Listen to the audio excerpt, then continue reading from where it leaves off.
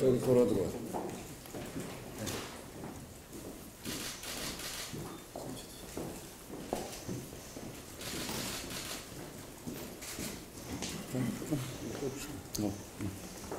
그래도 서비스를 해야지.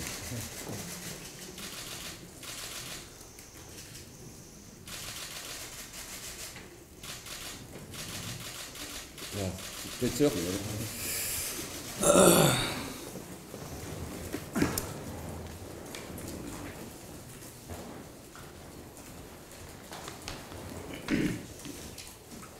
네, 이렇게 같이 앉는 게 오랜만입니다. 근데 저 마음이 참 무겁습니다. 국회의장으로서 국민들께서 여야의 이 정말 가파른 대치 상황에 불안감마저 느끼고 있다, 이런 이야기를 듣고 있습니다. 여야가 함께 성찰할 부분이다, 이렇게 생각을 하고요. 또한 정말 어렵게 원구성은 되긴 했습니다만 기본적으로 상임위가 잘 운영이 안 되는 것 같습니다. 소위원회 구성이 완료되지 못한 데가 상임위가 13군데고 오늘 법사위가 겨우겨우 간사를 정해서 법사위는 이제는 됐습니다만 법사위 빼고도 6군데가 간사 선임 못했고 심지어는 첫 회의조차 못한 데가 6군데 상임위가 된다고 하니까 참으로 국회의장으로서 국민들께 볼 면목이 없습니다. 정말 여야 모두 국회 운영의 기본 원칙을 지키고 있지 않은 이 상황에 대해서 의장으로서 강력한 유감을 표합니다. 의무를 소홀히 했다는 비판도 모자라서 저는 직무유기다, 이런 생각을 합니다. 설사 여야가 대치하는 쟁점을 서로 맞서더라도 각 상임위별로 다루어져야 할 민생 입법이 제대로 논의되고 있지 않다는 것, 이것은 국민의 비판에 입이 10개라도 할 말이 없다, 그런 상황이다, 이런 말씀을 드리고요. 제가 의장이 되면서 정쟁 속에서도 민생 의제가 실종되지 않겠다, 이렇게 국민께 말씀을 드렸는데 이 22대 국회 들어서 민생 의제, 민생 정치를 바라는 목소리가 매우 커지고 있음을 우리 모두가 명심해야 됩니다.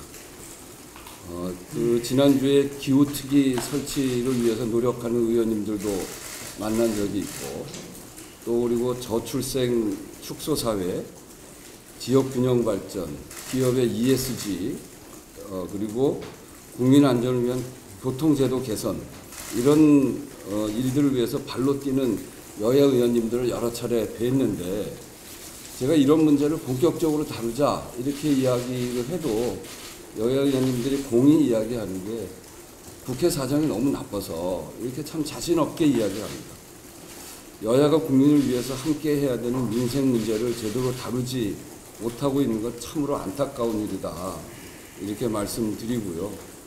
부디 여야 지도부께서 국민의 삶에 가장 중요한 문제들이 국회의 주요 의제로 전면화될 수 있도록 지혜를 모아주시기를 바랍니다. 오늘 회동을 통해서 여야 모두가 국민을 위한 길이 무엇인지 깊이 고민해 주시고, 정말 각 당마다 고민이 많이 있을 줄 압니다만 대립적인 쟁점과 별개로 민생 의제를 제대로 다룰 수 있는 국회 운영이 본격화돼야 된다고 생각합니다. 정쟁의 무한 반복으로 해서 여야 모두 빈손으로 돌아가는 정치가 아니고 국민의 민심을 조금이라도 담아서 한 발자국이라도 나아가는 그런 지혜를 모아야 된다고 생각하고, 저도 적극적으로 여야 협의와 민생 국회를 위해서 최선을 다하겠다는 그런 다짐도 함께 말씀드립니다.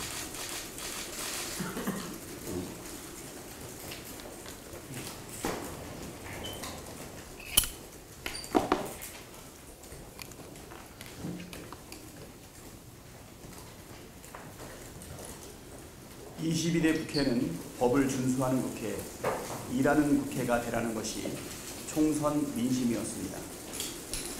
민생을 돌보고 개혁과제를 완수하라는 것이 국민의 명령이었습니다. 국민은 지금 하루하루 먹고 살기가 힘이 듭니다. 월급 빼고 모든 게 다 올랐습니다. 야채값도 오르고 도시가스, 전기료, 공공요금도 들썩입니다. 자영업자 대출 연체액이 자그마치 10조 원입니다. 민생은 말 그대로 파탄 일보 직전입니다.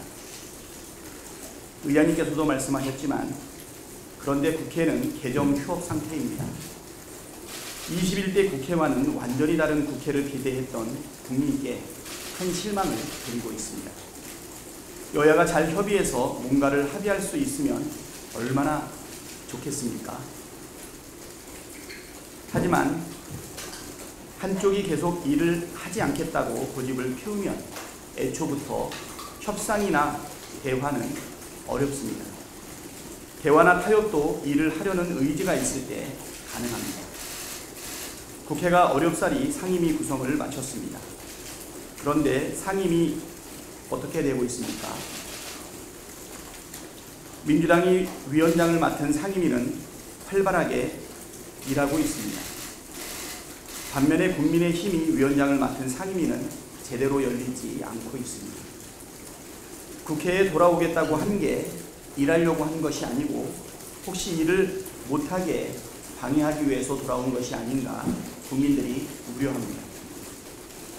집권 여당인데 민생의 어려움을 해결하기 위해 노력하는 것이 아니라 국회의장을 향해 우르르 몰려가고 소리를 지르고 회의를 방해하고 또 개원식에 대통령 오지 마시라 요청해서 무산시키더니 이제는 의사일정 협의도 보이콧하고 있습니다. 게다가 요즘은 전당대회를 하면서 막장 드라마 뺨치는 집안 진흙탕 싸움에 여념이 없습니다. 이게 제대로 된 집권여당의 모습인지 국민들 보기에 민망합니다. 이제 더 이상 국회를 파행시켜서는 안 됩니다.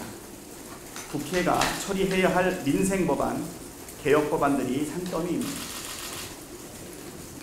소수당의 농리에 질질 끌려다니면서 국회가 일을 하지 않는 건 결코 바람직한 모습이 아니고 총선 민심에도 반하며 민주주의 원칙에도 맞지 않습니다. 불법을 용인하고 때법에 끌려다니는 것은 법을 준수해야 되는 국회, 일하는 국회와는 거리가 멀어도 한참 멉니다. 존경하는 우원식 의장님께서 국회의장님께서 결단을 내리셔야 할 때가 되었습니다. 일하지 않는 국회, 그 국회가 파행하는 것을 계속 지켜보는 것은 일종의 책임을 다하지 않는 것입니다. 18일에 당장 국회법에 따라서 본회의를 열어주시고 법안 처리를 할 수 있도록 의장님께서 결단을 내려주십시오. 존경하는 우리 추경호 원내대표님, 국민의힘도 국민 앞에서 일하는 모습을 보여주시기를 촉구드립니다. 파업도 모자라서 계속해서 업무 방해하는 것을 국민께서 용서하지 않으실 것입니다. 누가 일하는지, 누가 일을 방해하는지 국민께서 다 지켜보지 않겠습니까? 일하는 국회로 빨리 돌아와 주시기를 촉구드리는 바입니다. 이상입니다. 예, 오랜만에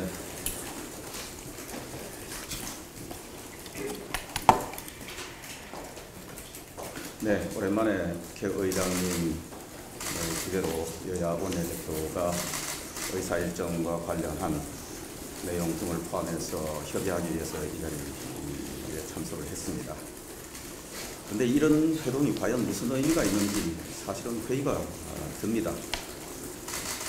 특히 유감스러운 것은 양당 원내대표가 국회의장님과 함께 언론인들과 이 자리에 하고 있는 자리에서 남의 당 전당대회에 관해서 정말 거친 언사를 하는 것이 과연 기본 도리에 맞는 것인지 정말 유감스럽게 생각합니다. 이런 식으로 우리가 막말에 가까운 표현을 하자면은 저희들 민주당 전당대회 진행되는 모습에 관해서 할 말이 없겠습니까? 이런 것은 서로 지켜야 될 예의, 검도를 벗어나는 것이다 말씀드립니다. 그리고 지금 국회 여러 가지 아쉬운 부분을 지적을 하셨는데 그 현상에 관해서 말씀하시기 전에 원인 제공이 어디서 시작이 됐는지 원인 제공자가 누군지에 대해서 곰곰이 생각을 해보시기 바랍니다. 상임위 법안들 함부로 일반 강행 처리하고 본회의에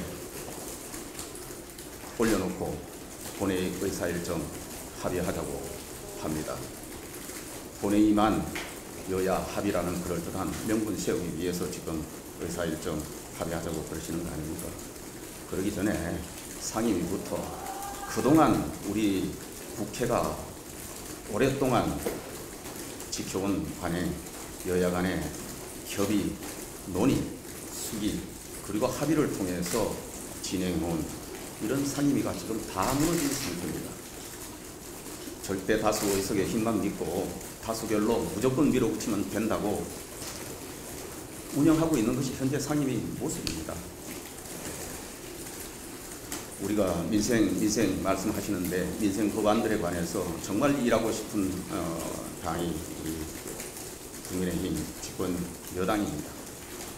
민생 법안과 관련해서는 지금도 관련 상임위에서 논의를 시작하고 있지만은 현재 민주당이 하는 행태는 방송사법, 노란봉투법 등과 같은 수기도 제대로 되지 않은 정쟁적 요소만 가득한 법안들만 지금 밀어붙이고 그에 관한 본회의 의사일정 합의를 유도하고 그리고 강행하려는 모습만 나타나고 있는 것입니다.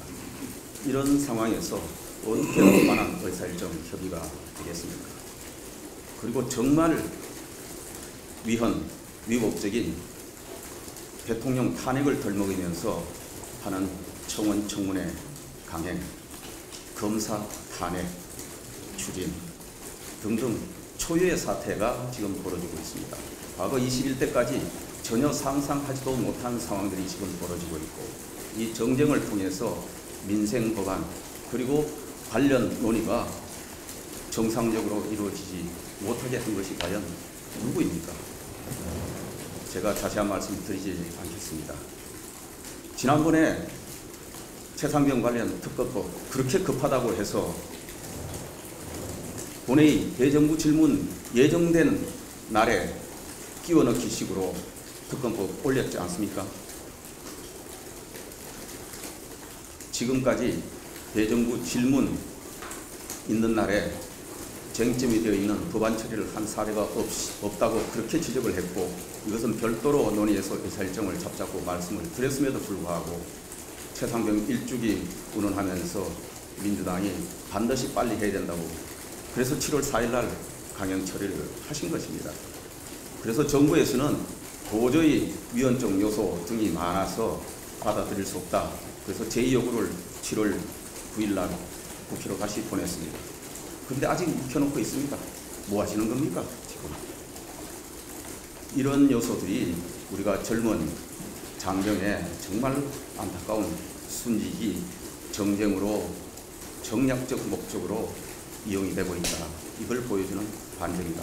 제가 다른 구체적인 사례를 다 말씀드리지 않겠습니다. 열각이 정말 어려울 정도로 많은 사례들이 있는 것입니다. 하루빨리 그동안 대한민국 국회가 쌓아온 여야 간의 대화, 협의, 협상, 협치의 문화를 복원시키고 정말 국회가 여야 간에 함께 민생을 위해서 수기하고 논의하고 정답을 찾아가는 그런 모습으로